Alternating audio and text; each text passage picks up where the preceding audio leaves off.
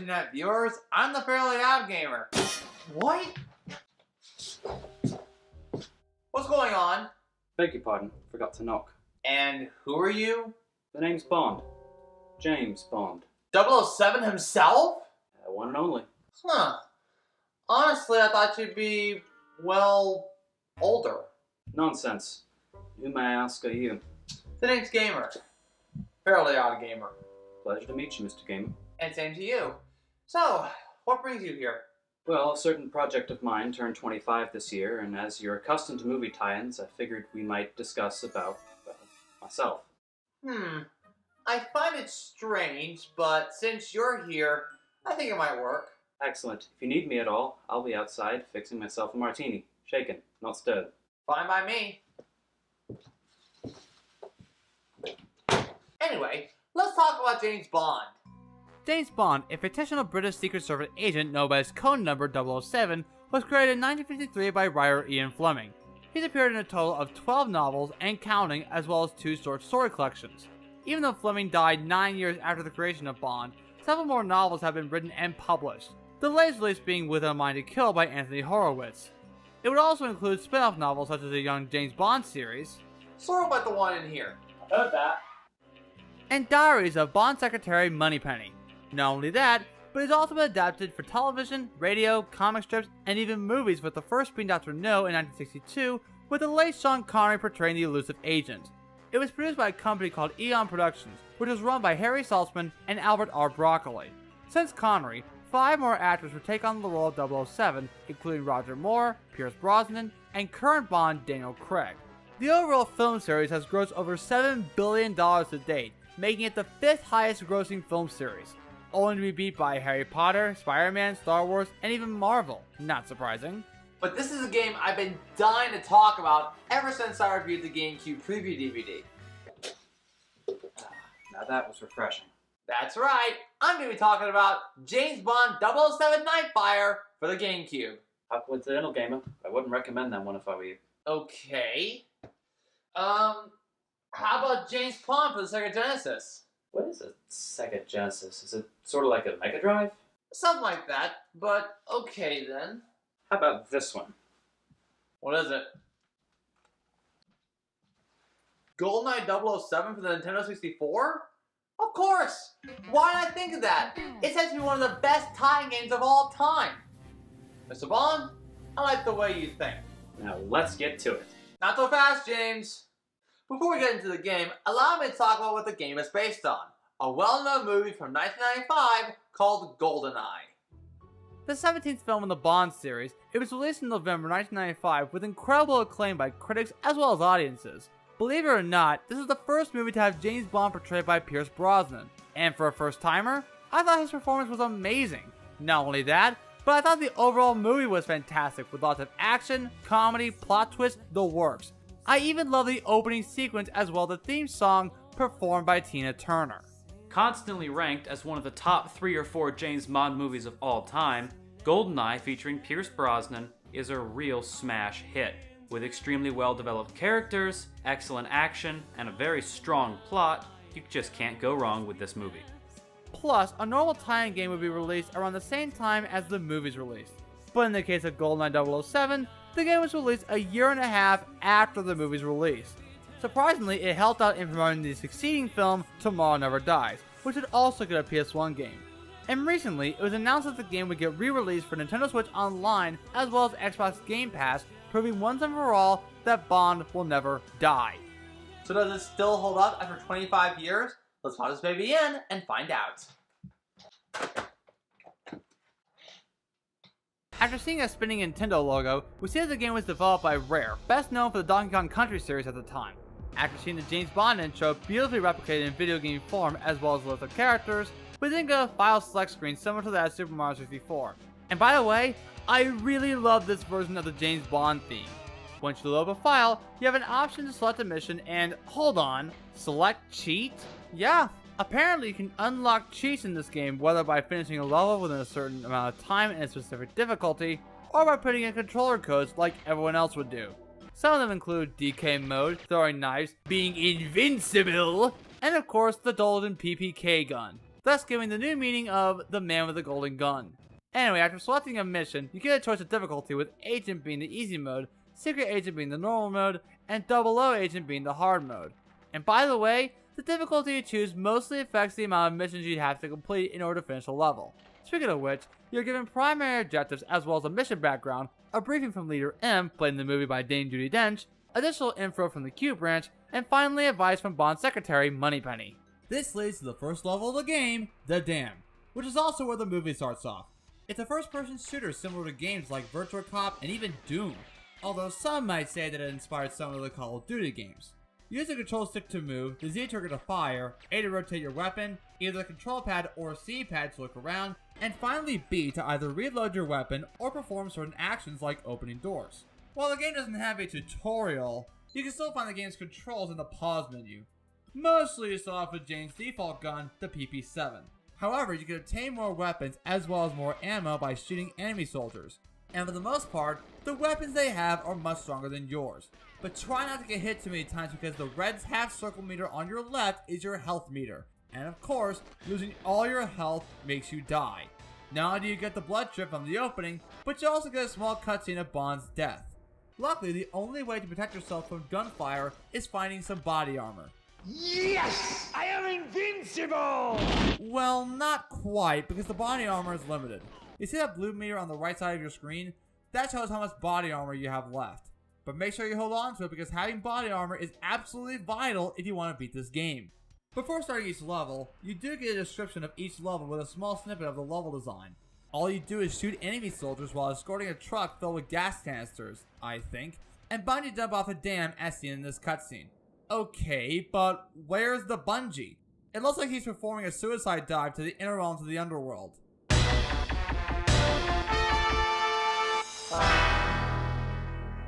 Okay, not really, but you do get a mission report as well as statistics, which is pretty cool but doesn't really affect anything otherwise. Anyway, we move on to the next level, the facility. It starts you off in the ventilation system where he drops into the bathroom. Beg your pardon? Forgot to knock. You can actually shoot a soldier in the head while sitting on his throne. Other than that, just make your way to the laboratory, which you have to get a key from Dr. Doak, and to the bottling room. It's here where you run into Bond's partner, Alec Trevelyan, also known as 006. I actually like how the character lines are similar, if not on point, to the ones from the movie. Half of everything is luck, James. And the other half? Fate. Bond places mines onto the bottling tanks and blows them up as he makes his way to a conveyor belt to complete the mission. However, if you decide to stick around for a bit, you can watch Urumov capture and murder Trevelyan. But that wouldn't be necessary because Urumov would want to fire on you next. You can't win. On to the next level, the runway. It's here where you're introduced to a new game mechanic, driving a tank. Honestly, it feels more awesome having Bond drive a tank and shoot turrets. Want to try something fun? How about literally running into these soldiers with said tank? Oh yeah, that's what I'm talking about! Gamer, what do you care about more, the mission or your entertainment? Yeah, you're right. After finding the ignition key in one of the huts, run to the plane in order to escape. Up next we have Service 1 in Severnaya. It's pretty simple really. All you do is make your way to the satellite dish and power down the communication links. Once that's done, then jump into the base via ventilation tower. For those who are unaware, I'm playing this game on Agent, which is the easy mode. As I mentioned before, the hard difficulties make you complete more tasks in order to beat the level. Because that's what real 00 agents do. Good point. This leads to the next level, Bunker 1. In this iteration, it's a small underground base in the middle of Siberia or the Severnaya Plateau. As of now, it's under construction. It can only have a small amount of computer hardware in preparation for a program called GoldenEye. Also, it's here where you first meet computer programmer Boris, remarkably played in the movie by Alan Cumming. Yes! I am invincible! And let's be real here, he is my all-time favorite character in the entire movie. If you're playing in 00 Agent difficulty, Bond is Boris to activate a computer in order to use a data thief device on it. But after finding a computer room key card, you have to analyze the GoldenEye key, dispose of it, and take a photo of the main video screen. Once that's done, exit the bunker without being shot down by enemy soldiers. Next up is the silo. Now before moving on, I'd like to point out that there are missions in which you have to limit casualties to citizens, or scientists in this case. In other words, never shoot anybody that's unarmed. But going back to the story, Bond has to photograph the GoldenEye satellite and get to the elevator before the fuel room blows up. Moving on, we have the frigate, which holds the pirate stealth helicopter, which you can recall from the movie. All you have to do is rescue hostages from enemy soldiers and plant a tracker bug onto the helicopter. Pretty standard stuff, really. Next up, we have Surface 2. It's similar to Surface 1, only in the dark! Oh, and the sky is blood red. To be perfectly honest, this is one of those levels that I cannot stand for the life of me. Why? Because it's way too dark for my TV to handle. I had to yank up the brightness on my TV as a result. What's even worse is that I have absolutely no idea where to go or what to do. You know what this game really needs? A radar, or at the very least, a map. At least you'll be able to know where you're supposed to go and what you have to do. Anyway, take out the security camera without being spotted and kill a commando that holds a satellite key. After that, make your way to the satellite and break the communications link to the bunker. Then follow the sound of the helicopter and enter another portion of the bunker. On to the next level, Bunker 2. We see Bond thrown in jail where he meets Natalia Simonova, who felt that she had betrayed her countrymen. Basically, she's the Bond woman in both the movie and the game. So after breaking both himself and Natalia out of jail, Bond has to retrieve and recover the CCTV tape hidden in the control room. Once you've done that, both you and Natalia have to escape the bunker again without getting shot down by enemy soldiers. By the way, if Natalia dies at any point, then that's it. You failed the mission. Oh, and did I mention this game has no checkpoints? Because this game has no checkpoints. If that does happen, then you have to abort the mission and start over at the beginning of the level, no matter how far you've gotten. After escaping the bunker again, they head off to Statue Park, which happens to be the next level of the game. First off, you have to find and meet ex-KGB agent Valentin Tchaikovsky, played in the movie by Hagrid. You're an agent, Harry. What? An agent. He tells Bond to meet up with Janusz by Lenin's statue, but be warned because he's a Alliance Cossack traitor. After Valentin leaves, Bond makes his way to the statue where he finds Janusz, who is none other than... Alec, my old partner. That's right, Alec faked his death and became Janusz. While his parents trusted the British government, they were betrayed by other Alliance Cossacks. Also, he left Natalia with a pirate helicopter, which he rigged to blow up in 3 minutes. Surprisingly, the same amount of time Bond had given Alec to live in the bottling room. But now, Bond has to face new enemies called Janusz soldiers armed with automatic shotguns. Anyway, Bond has to quickly find the helicopter and rescue Natalia before it explodes. Once that's done, he has to retrieve the helicopter's flight recorder and head on back to the park gates where he runs into the defense minister, Dmitry Mishkin. He takes both Bond and Natalia to military intelligence headquarters for questioning about the Severnaya incident. This leads to the next level, the military archives. Bond gets arrested by GRU and puts them into separate rooms for interrogation.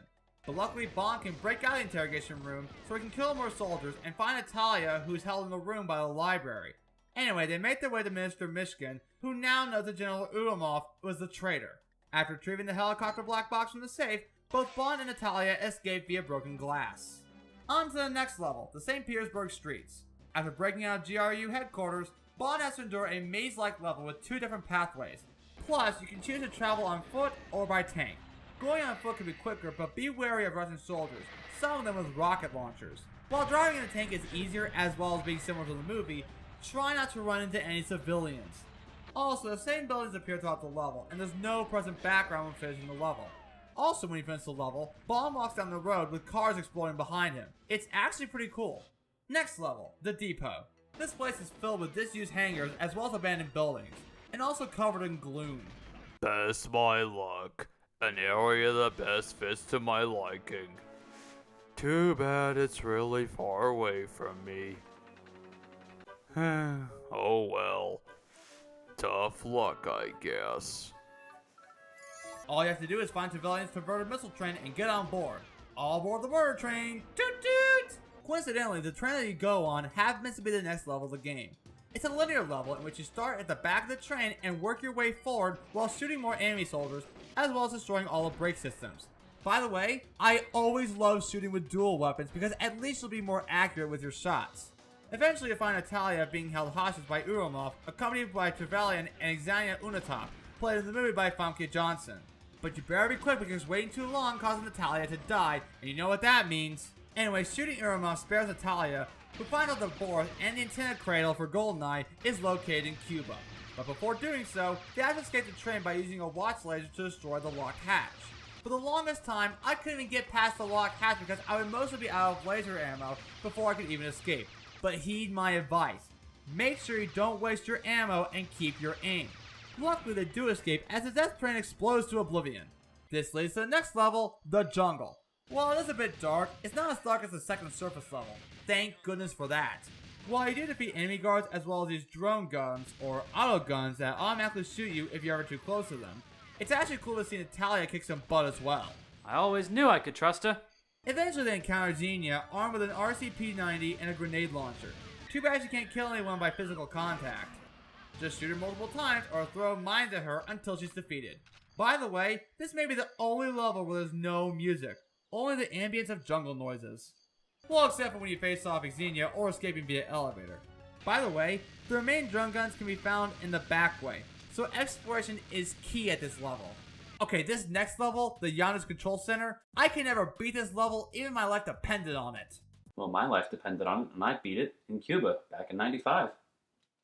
This is one of the hardest levels I've ever played in this game. It starts you off at the underground control center where you clear Natalia from enemy soldiers as she makes her way to the control console in order to open up one of the doors. Take out some enemy soldiers as well as some hand mines, and you'll eventually run into Boris once again, who drops his handgun claiming that Trevelyan made him do it. As he says was perhaps my favorite line in the entire movie. I am invincible! Gosh, I love that line. Be sure to find some body armor in a bunker where Boris runs off to as he vanishes? Okay. With the landmines Bond found, he can destroy most of the armor mainframes by throwing a mine at them and detonating them in the process. Eventually, Natalia enters the control center as she tries to reprogram the remaining GoldenEye satellites to crash. And this leads to the most infamous part in the entire game, and probably the most difficult. You have to defend Natalia by shooting enemy guards scattered around the area. They appear randomly and you have no idea where these guards are going to pop out of. And as I mentioned before, the mission will automatically fail if Natalia ever dies. This has happened to me every single time. Why? Why? Can you see why I don't like this section at all? I didn't like it much either when Boris was fingering that stupid Q-branch pen. Fair enough. So if you somehow manage to protect Natalia from enemy guards, she will have finished the satellites. As a result, Bond sends Natalia back to the surface while he tries to go after Trevelyan. Eventually he does find Trevelyan in another elevator, which is where Bond heads off to. On to the next level, the caverns, which all takes place underground. Like the jungle level, it's pretty much straightforward. As Bond makes his way through catwalks and a swirling ledge that leads to a room, Bond has to retrieve key cards from guards in order to gain access to specific rooms. Also, this is another level in which you have to spare the scientists. So after retrieving the key cards, as well as destroying the radio communicator, he finds Trevelyan again, only to escape via elevator, and that's exactly where Bond heads off to. This leads to the final level of the game, the antenna cradle. Before you start, make sure you turn around because there's body armor behind you. Then you can shoot off enemy guards as well as those camera guns called auto guns. Because Natalia sent the alignment path of the satellites off course, Trevelyan uses the backup console to realign the satellites. This gives Bond some time to destroy the console. Once that's done, it's time for the final stretch. You versus Trevelyan. It starts off by chasing after him and shooting him once he stops. And yes, he does say lines from the movie while doing so. After enough time passes, both Bond and Trevelyan make their way to a tiny platform for the final encounter. Bond shoots out Trevelyan as he falls to his death, and Bond escapes via helicopter. The game ends with Bond and Natalia hugging and kissing as the credits roll. There are other levels in this game such as Aztec and Egyptian, but they can only be unlocked if you manage to beat the game in the harder difficulties. And that was GoldenEye 007 for the N64. I hope you enjoyed it because... Wait, you haven't talked about the most important part, the part that made it popular in the first place. Oh yeah? What's that? The multiplayer. The what? The multiplayer. I'm sorry, what? I think he means multiplayer, dude. Oh, thanks, Hux. Wait, Hux? What are you doing here? Oh, sorry, Gamer. I was wondering if... Gamer? Yeah, Hux? Who's that next to you? Sorry, I forgot to introduce myself. The name's Bond. James Bond. I see.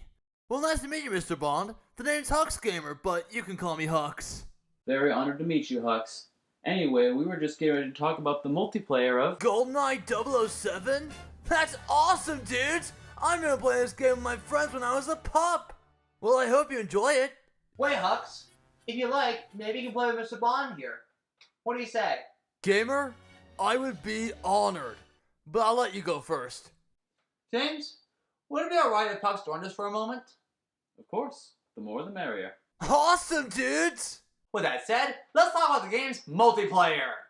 This is one of the main reasons why this game was added to Switch Online and possibly Xbox Game Pass, the multiplayer. With 2 or more players, multiplayer will be activated, and in my opinion, this is why the game is so memorable. You have 5 total modes to choose from, and you can choose from one of 24 characters, whether it's a character from the movie, a civilian, or an enemy that you shot down. In addition, you can choose one of 10 courses, what types of weapons to use, and decide either a time limit or a stock limit. Once you're ready, it's time for battle to commence. But hold on, so there is a radar in this game. The only downside is it's only available in multiplayer. So I ask you this, why wasn't there a radar added to the single player version? Let's start off with normal mode. It's you against your opponents as you try to shoot down as many of your opponents as possible within a time limit or try to get a certain amount of kills first. Normal mode is basically your standard first-person shooter combat type of game. You have all the different guns available, and it's multiple hits to kill, depleting health points over time. Up next we have You Only Live Twice. As the name implies, each person has 2 lives. Last one standing wins. This one's a little more complex. You need to carefully budget your lives and body armor to stay with a fighting chance. Moving on, we have the Living Daylights. It's basically who can hold onto a white flag the longest. But here's the catch. Once you have the flag, or token as the game calls it, you do not have access to any of your weapons. So that can give your opponents the chance to try and shoot you down and snatch the flag from you. This round is designed to have 4 players, 2 people on each team, because you need 1 teammate to defend yourself while holding the flag. As you can see here, I'm completely defenseless, while this crazy kid is shooting me full of holes. So in a situation like this, the one holding the flag would have to master the Joestar secret technique. Oh, sure sounds like fun. Mind if I cut in for a moment? Sure thing, Hux. Excellent! Hello, Mr. Bond. Hello, Hux. Let's finish the multiplayer. Alright, so next we have the man with the golden gun. The object of this game is to find the golden gun and shoot down your opponents. The good news is you can kill your opponents in 1 shot with it. The bad news is you only have a limited amount of ammo. So strategy is key once you get a hold of it. The golden gun has a very slow reload speed, single shot magazine, so if you miss, you're in for a lot of trouble. The main idea of the golden gun is 1 player picks up the golden gun and every other player on the board hunts down this 1 player until he's dead. Then the next player picks up the golden gun and it continues as such.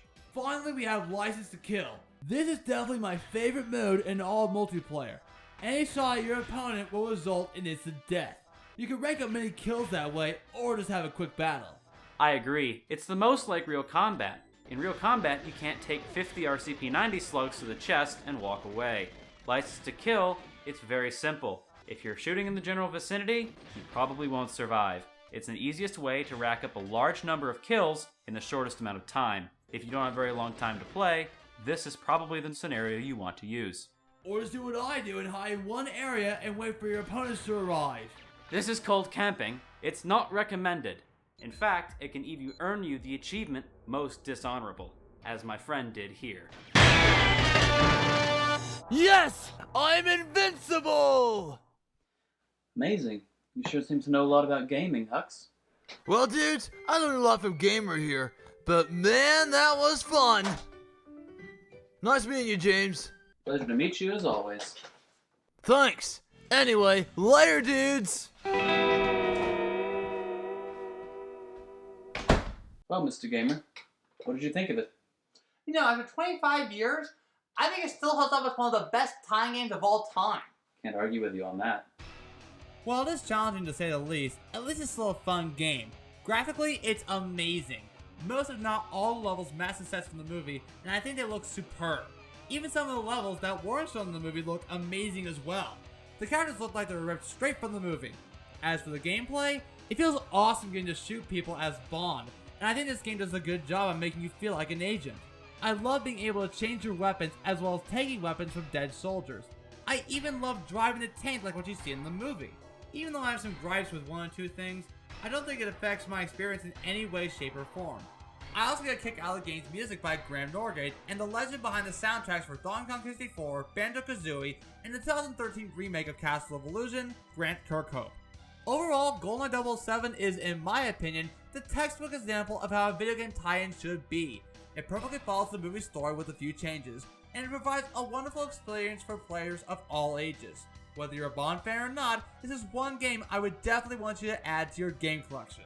This game, with excellent graphics, excellent mechanics, and a great sense of being in the fight, was way ahead of its time for 1997. This game is a classic feature of many tournaments, battles, and even just home entertainment. It's so much fun, it works so simply, and it's so simple there's no exploitable cheats that we found yet. This game is just pure fun for 1 to 4 players. This is an excellent way to kill an afternoon. I give it my strongest recommendation. And thus, we finally reached the end of one of the best licensed games of all time. I hope you enjoyed it because I sure did. And thank you, Mr. Bond. Mr. Bond? James? Where did he go? Right here. Whoa! How'd you do that? Simple. In order to be a secret agent, you have to be stealthy. I see. Well, thanks for helping out anyway. It's always a pleasure, Mr. Gamer. Hope to see you again soon. Of course. See you later, Mr. Bond. Take care, Mr. Gamer. This is going to be a very interesting season. I'm the Fairly Odd Gamer, and I wish you all good luck the rest of your day or night, wherever you are. Take care, everyone. How's it going, dudes? Huxgamr here. Be sure to subscribe and hit that bell icon if you want to get notified for upcoming videos. Well said, Hux. Also, be sure to follow me on Facebook, Twitter, and Instagram, and some of my character buddies on TikTok. And if you like, you can have one of my character buddies do a short video for you via video commission. Links to all of those in the description below. And so, without further ado, I wish that one of my character buddies finish out the video. Hey there, folks! It's me, Sonic. Sonic the Hedgehog. If you liked what you saw and want to help support the channel, then be sure to check out the Fairly Odd Gamer on Patreon. As a supporter, you can chat with everyone who helped out, as well as other fans, have your name in the credits, and even watch some bonus content such as sneak peeks and even early showings of upcoming game reviews. With that said, it's my honor to present this month's shout out to Luke Jeffers. Thanks a bunch for watching this video, as well as supporting the channel.